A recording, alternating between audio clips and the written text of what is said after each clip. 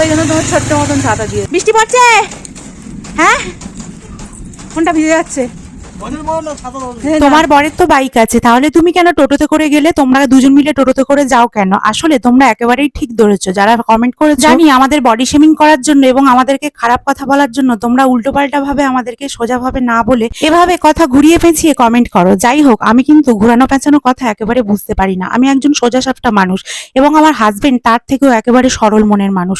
দাঁড়াও, তোমাদেরকে আমি আজকে উত্তর দেবো। আমি কেন আমার বর্মশায়ের বাইকে করে কোথাও যাই না।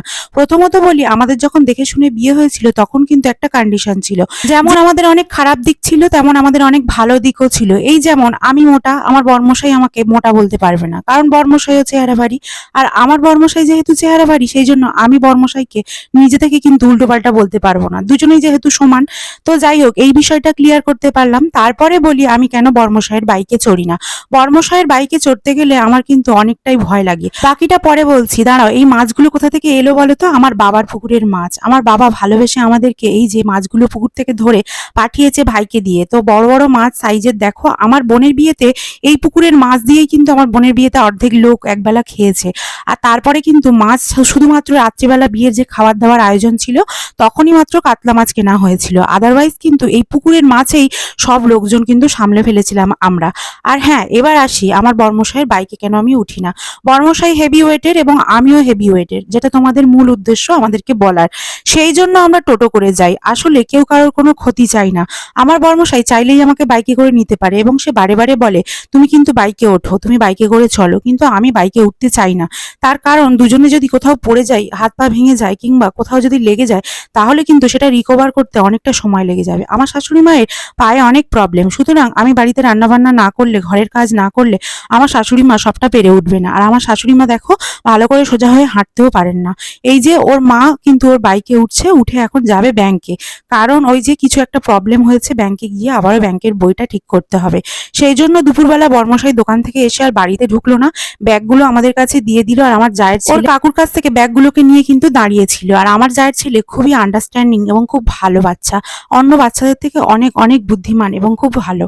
আর এই ছাতাটা ওর মেজঠানকে দিয়েছে, ওই ছাতাটা নিয়ে কিন্তু মা কিন্তু যাচ্ছে ব্যাংকে। আর ব্যাংকে যাবে বলে ছাতাটা একটু ছোট হলেও দেখো বাচ্চা মানুষ দিয়েছে তো।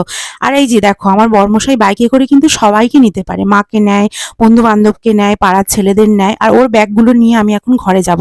আসলে আমি এখন রান্না করছিলাম, রান্না করতে করতেই আমি দৌড়ে এসেছি। আর এই যে আমার জায়ের ছেলে, ও ব্যাগটা নিয়ে দাঁড়িয়েছিল। আসলে বাচ্চা মানুষ তো অত বড় ব্যাগটা ভালো করে ধরতে পারছিল না। যাই হোক, আমি এখন এসেছি। আর কারেন্ট নেই। তোমাদের পুকুর পাড়টা একটু দেখিয়ে দিই, আমাদের যে পুকুর পাড় আছে।